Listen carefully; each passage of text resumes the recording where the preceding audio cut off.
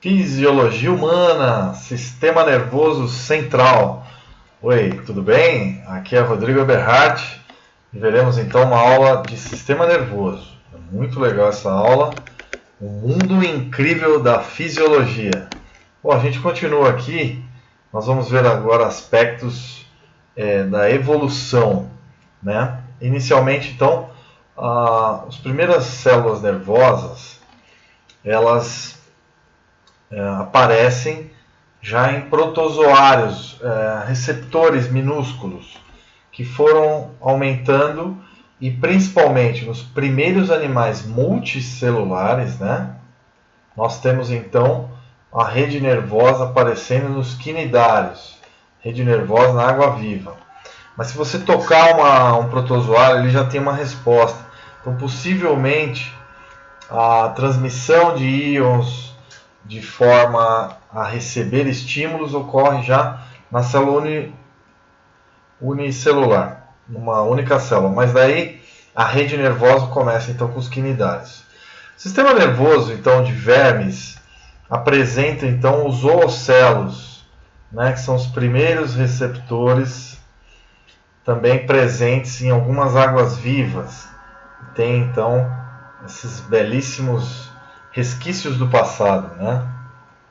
Então a recepção da visão dos raios de luz ocorre em diversos animais. Veja bem, um dos primeiros animais da Terra a possuírem essa capacidade são as planárias, que têm esses órgãos que a gente está vendo aqui.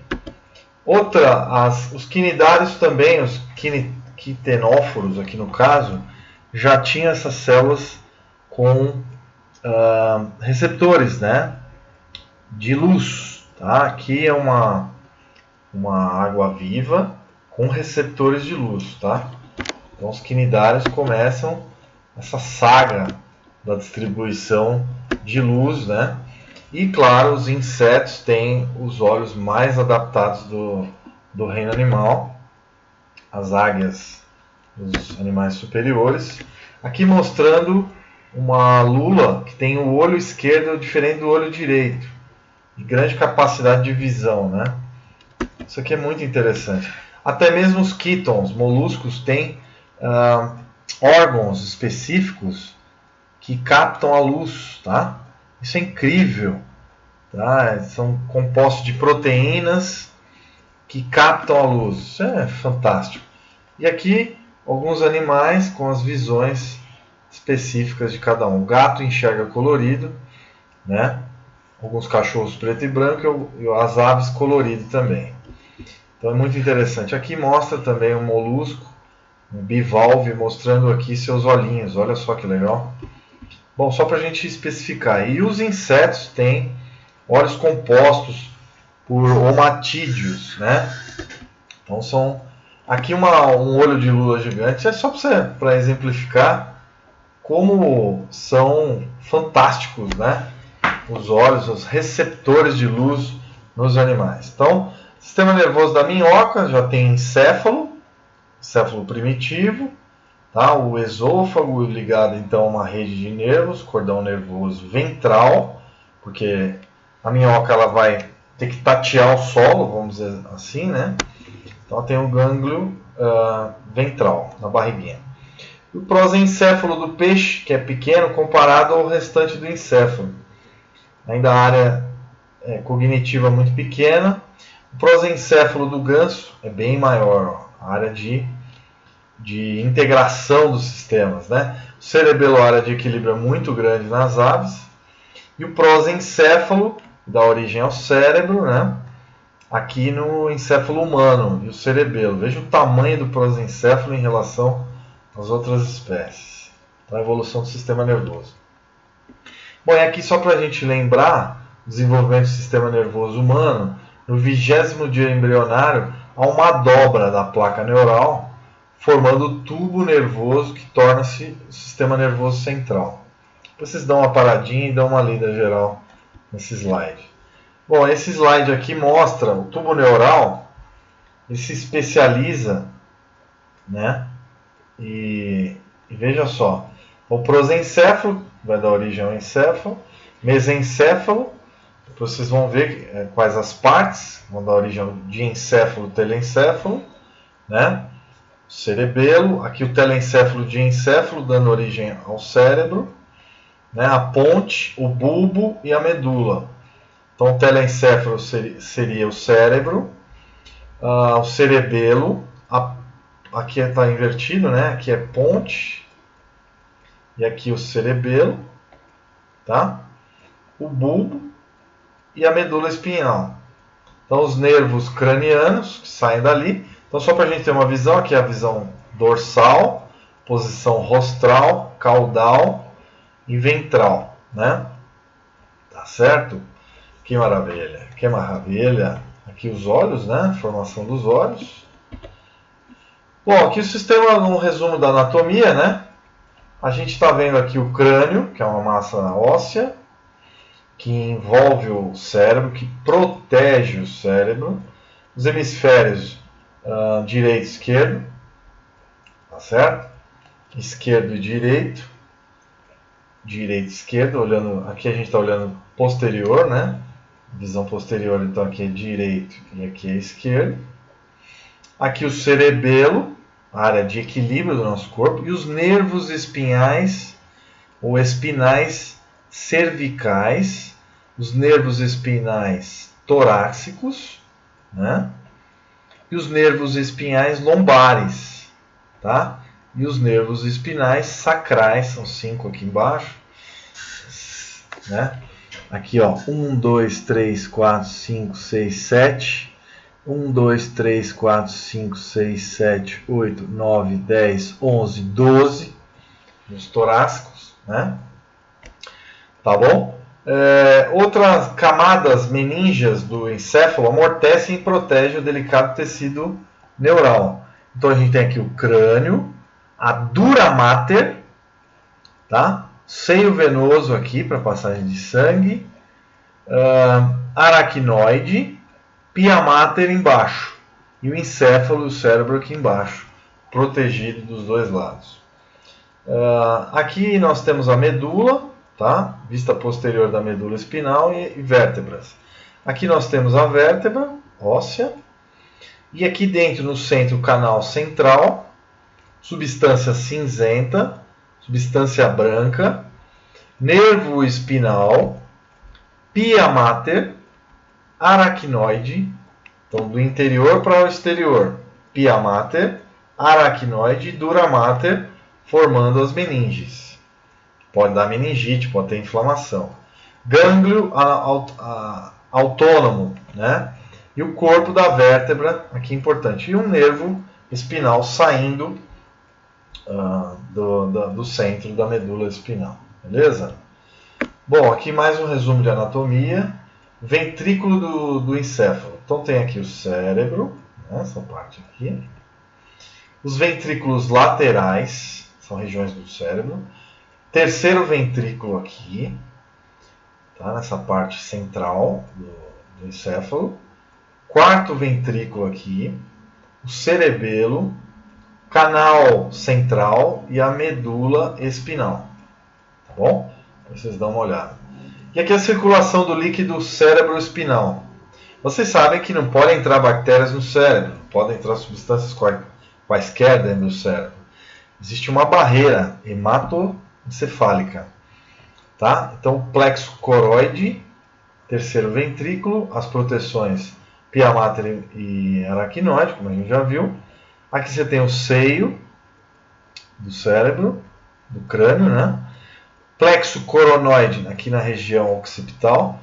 Plexo coronoide, ou corioide, do quarto ventrículo. Medula espinal, canal central. Espaço subaracnoide. Então, essas são as partes.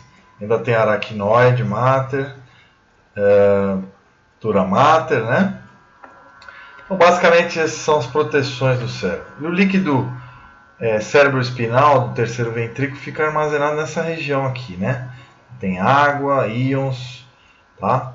Os capilares sanguíneos, tá bom? Outra coisa é a barreira hematoencefálica. Então, essa barreira ela é importante. O movimento de materiais através da barreira é regulado para proteger os neurônios de substâncias potencialmente nocivas. Tá? Então, você tem aqui os pés, os astrócitos, secretam substâncias parácrinas que promovem a formação de junções de oclusão, fechando tudo. As junções de oclusão evitam movimentos solutos entre as células endoteliais. Aqui mais uma vez a medula, né? Mostrando aqui a substância cinzenta. Gânglio da raiz dorsal, corno dorsal.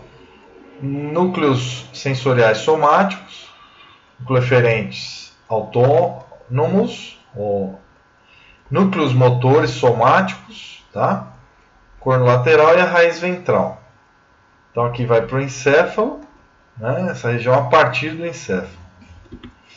Outra coisa importante, a medula é um centro integrador dos estímulos, dos estímulos que vêm das células sensoriais, né? Então, o reflexo espinal, como é que é? Então, a informação sensorial, existe o centro integrador, e aí o estímulo chega, a informação sensorial, para o neurônio sensorial, aí tem um neurônio associativo, ou interneurônio, e aí tem um reflexo espinal que gera uma resposta sem sinais de entrada, provenientes do encéfalo. Comandos para músculos e glândulas, e aí obtém a resposta, certo? Bom, e aqui mais uma vez o resumo da anatomia: encéfalo, medula e as vértebras, né? Lobo frontal, lobo temporal, então as regiões do cérebro, do encéfalo. Lobo occipital, lobo parietal, cerebelo, ponte e bulbo, centro respiratório. Ossos, osso frontal, osso parietal, osso occipital, osso temporal e aqui formando o crânio. Então aqui o lobo do cérebro, do córtex, lobo frontal, a área ligada ao raciocínio lógico e às emoções, né? Giro do cíngulo, próximo do corpo caloso, memória. Lobo parietal, com diversas funções, motoras, sensoriais de visão, etc. O lobo occipital é o centro da visão, por incrível que pareça, atrás da cabeça. O cerebelo é o centro do equilíbrio, a ponte e o bulbo estão relacionados à respiração, ao controle das funções vitais. Lobo temporal.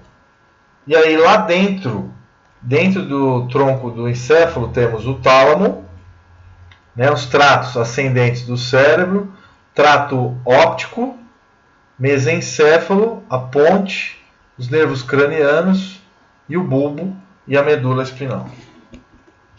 Bom, outra parte importante para a gente finalizar essa aula inicial, aqui é a parte do diencéfalo. Localiza-se então entre o tronco encefálico e o cérebro. Então aqui o cérebro e o tronco encefálico, né? Essas duas partes. Então a gente tem aqui o que a gente chama de diencéfalo. Diencéfalo. Certo? Uma região importantíssima que é o centro da memória, corpo caloso, memória. O tálamo aumenta os estímulos sensoriais. O hipotálamo estimula uma glândula chamada hipófise.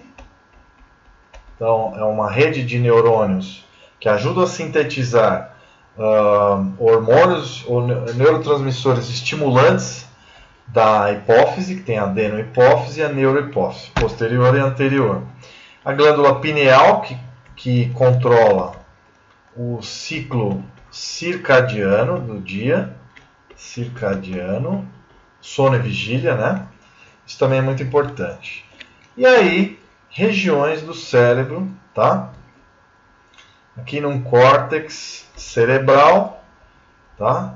A vista frontal, obtida por técnica de diagnóstico por imagem. Então aí você tem aqui os traços. Depois numa outra aula eu vou mostrar isso, que senão fica muita coisa para essa aula, tá? Então a gente para por aqui. que nós vimos nessa aula? Anatomia do sistema nervoso central. Tá? E depois a gente vai ver as funções com calma. Espero que vocês tenham gostado. Um grande abraço a todos. Essa incrível área que é o estudo do sistema nervoso, das áreas mais complexas do mundo, né? Do conhecimento